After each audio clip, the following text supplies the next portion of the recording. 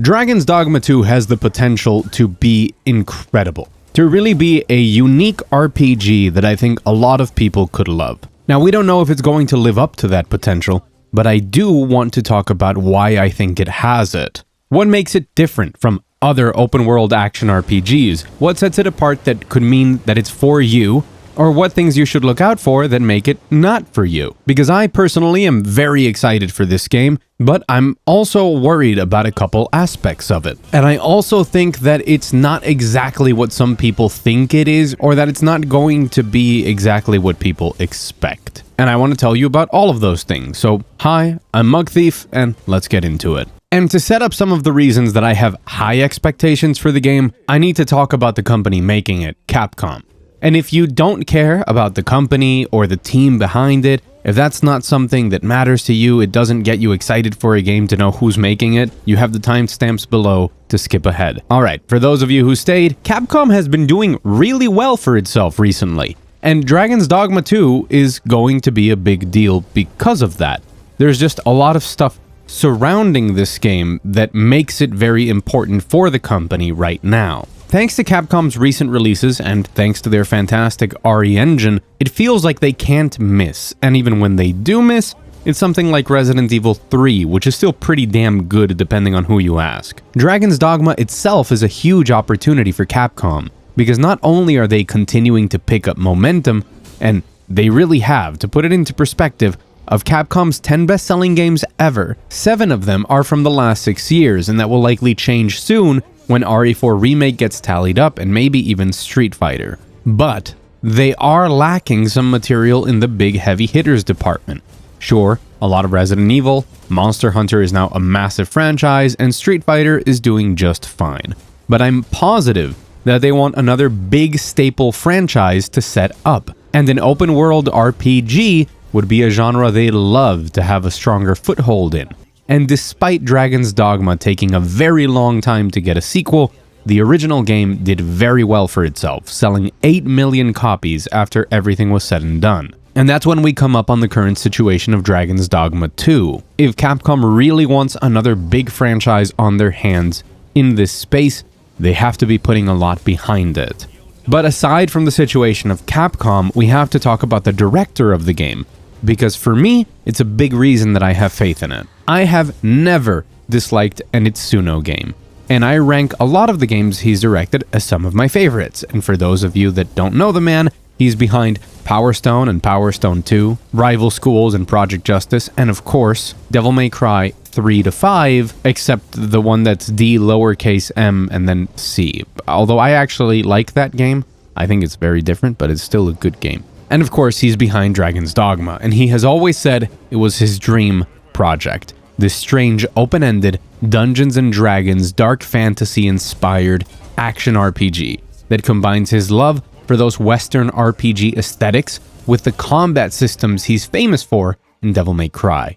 And with Capcom at its strongest, flaunting what many consider to be the best proprietary engine in the business with the RE engine, and it being the long-awaited sequel to one of their best director's dream project, I'd say expectations for this are really high, both from consumers and from Capcom, who are probably looking to build it up into that big franchise to accompany Resident Evil and Monster Hunter, and Devil May Cry. But have you guys seen the mobile game?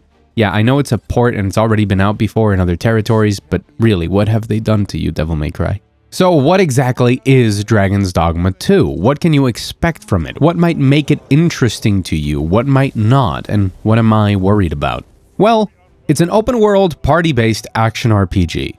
It focuses on a very classic dark Western RPG aesthetic with dungeon-delving trolls, goblins, harpies, griffins, bandits, the usual suspects. Its combat was always designed, and we know this because of the first game, to be fast-paced, very flashy, but also grand in scale and very weighty. Some people would even compare it to Dark Souls due to the stamina system, but really only in weight, stamina, and needing to commit to attacks. So really you could also compare it to Monster Hunter. The other big part of it, and something being emphasized in the sequel, is emergent gameplay. Itsuno really likes to harp on the D&D classic roleplay influence, so things like how elements can interact or the very famous grab action from the first one, which allows you to grab onto monsters and scale them. Those are a big part of the game. Typical things like taking out a bridge or setting things aflame, or how ice or electricity interact with water, that's all a big part of the game. We even recently saw some more wacky gameplay styles, like the Trickster, which is a support class that can also trick enemies into jumping off of cliffs, for example, or gathering them up for big attacks as well as buffing the party. And while we're at it, that's another very big element of the game. Classes and what you choose for yourself and what you choose for your party, although classes in this game are called vocations. You start off choosing from fighter, mage, thief, and archer, but as you level, you specialize into an advanced or a hybrid vocation, which so far we know of the warrior, an advanced class for fighters that specializes in big damage with big two-handed weapons, and the sorcerer, which I'll let you guess what they do. In hybrid vocations, we've seen the Mystic Spearhand, which combines fighter and mage, and uses a dual-pointed spear, and no, it's not a twin blade, but generally mixes melee and magic, as well as the Magic Archer, which uses magic for all of their arrows, including homing and elemental properties, and the previously mentioned Trickster, whose color scheme indicates that it's a hybrid of vocations we don't know yet, so it's pretty safe to assume that whether it's through more branches on the trees or through different unlock requirements, there's going to be even more vocations and plenty of diversity in DD2, and that matters for yourself and your pawns, because the pawn system is very important in the first one and here as well. The pawn system is basically an advanced form of customizable party members. You can build your own, or you can use a friend's pawn, or download some off the internet, but they are, in the simplest terms, the rest of your party that travels with you, and they are governed by AI, and they will act in different ways. So at this point, we've got open world action, a lot of classes and customization, plenty of loot and exploration, a combat system built on an already superb combat system that emphasizes emergent gameplay, and if you're a fan of my channel, you know how much I love me some emergent gameplay elements, and it's from the director of Devil May Cry 3 through 5, with 5 being very important since it's the same engine as this, and all wrapped up in some beautiful dark fantasy aesthetics that paint the world in a grim, dangerous light. I think that pretty much everyone up to here is on board, so let's talk about the things you might not like. But first, speaking of liking, remember to like the video. Now, nobody has played the full game yet, so I'm basing myself off of the legacy of the first game and the footage and interviews we have so far. The first thing to keep in mind is that Dragon's Dogma really takes that whole adventuring idea to an extreme. I love this, but not everyone does. So if it's similar to the first, you can expect guidance to be at a minimum. You might be told where to go, but not how to get there. Nighttime is particularly dangerous, so you have to plan yourself a route with camping in mind. And nothing would hold you back from going anywhere else, except maybe the monsters that will maul you. This was very present in the first game, and the second one, without getting into too much detail, looks to be way more open than the first, so I think it'll probably be even worse here if you want to consider it a negative. I know plenty of people who dislike this style of game, where you're given vague directions and set off to find your own path. Trust me, I've heard plenty of people say they dislike Breath of the Wild and Tears of the Kingdom precisely because of this, saying that they get lost, veer off the path, and eventually lose interest or get frustrated. If you share that opinion, this might not be the best game for you, but if you're like me, it's exactly what you want. I would also assume that difficulty will accompany this philosophy. While there will be ways to circumvent that difficulty, be it with creativity, or questing and looting, or your party composition, the game won't pull punches in smacking you over the head. Its stamina system is not very generous, so strategy, planning, and good management of your resources seem pretty critical to success. If you find games that demand a lot from you frustrating, or games that are willing to surprise you with a very hard encounter, I'd recommend waiting to hear more on difficulty options or accessibility features. But again, if you're like me, this is exactly what I want. So what are some of the bigger concerns that I have around the game? Well, for starters, the engine actually. This is definitely a good test run before Monster Hunter Wilds, but we've never seen the RE engine handle an open world. For as great as the engine is, there's some slight hesitation on how it'll perform. I'm also afraid of the amount of content. Now, this might be a controversial opinion, but Dragon's Dogma felt very much like a game that was great despite its content. What was there was excellent, but at least for me, I could feel where the ambitions were and where they weren't fulfilled. With hindsight, we know that the game was only a portion of what they wanted it to be, with the map being way smaller and emptier than what they wanted, and enemy variety was lower than desirable, and there's a really strange feeling of emptiness in that game, and not in a wonderful contemplative Zelda or Ghost of Tsushima type of way, and more just, it's empty. When we take into account how the first game had its wings cut short in development due to budgets and other constraints, even if Dragon's Dogma 2 will fully realize that big, diverse open world, its execution will still be a first for the team. Remember, the original Dragon's Dogma came out in 2012, and they haven't made another open world game since then. But we have had Zelda and Elden Ring and a ton of other big open world games that have pushed the genre forward, and we don't know what they're going to do with it.